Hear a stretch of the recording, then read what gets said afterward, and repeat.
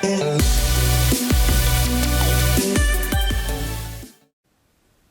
guys, so at the low end of blasters for the new Dart Zone line, we have the Tri-Fire. Now it's somewhere between a Tech 3, a Tri-Strike, and a Jolt. It's doing a lot of different things, all in a very small package, and it's doing that, proving that inexpensive can in fact be not cheap, because these are a $10 pack for 3 of them, plus darts means that these are essentially $3 blasters. Now, at $3, you can't expect a lot from your blaster, and yet Dart Zone is claiming ranges of up to 80 feet out of these as well. So I'm only going to get one out of the package because I feel like that is a decent sample size for something like this. Let's take the top one. They do come in a variety of colors, both changing between their barrel and their body colors throughout, and their hooks. So I think that if you took them all apart, you could make an entirely green one and an entirely blue one. But I think that you'd be missing some of the pieces to make an entirely yellow one. That said, I don't mind them being mix and match. So the trigger is very strange.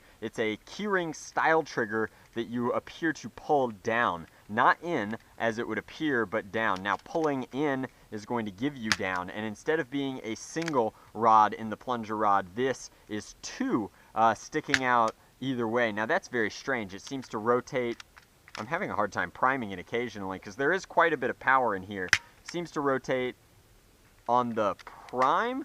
It'll flip through and give you another shot. I think it'll be firing from this bottom barrel just because the bottom barrel is the only one that is in line with the action. The top 2 seem to be cattywampus. Now, as far as the blaster's overall ergonomics go, it's small. The Keyring trigger is weird. My pinky hangs off the grip, and then most importantly, my finger keeps getting stuck in here. Now, I have very large hands, but also relatively thin fingers, so I think that if you are a larger nerfer, in whatever way you want to interpret that, this might not be for you exclusively because it's kind of hard to dig in there. Like, my thumb won't fit, and that's the size of a lot of people I know's fingers. Now, as far as once you do have it primed, let's see if they can get any kind of performance out of their baseline blaster, their entry-level point, their miniature noisy cricket of sorts. I'm so tempted to hold it like this just so I can choke up on the handle. I might do that, in fact, so let's go.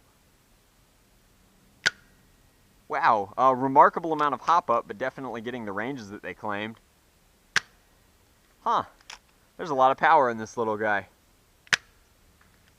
Very, very cool. So, I don't know what's giving it this sort of power. I don't know if the heathen gods blessed it before it left the factory, but that's a lot of punch for something this small. I think this is a winner. At $3, this is a reasonable sidearm as long as your finger actually fits in it and you don't mind the kind of ratchety, janky sort of feeling. It's very easy to think that you primed it and not have actually primed it. So it's a weird blaster, spins nicely, looks cheap, feels kind of cheap because of the way that this draw works and the trigger is so thin.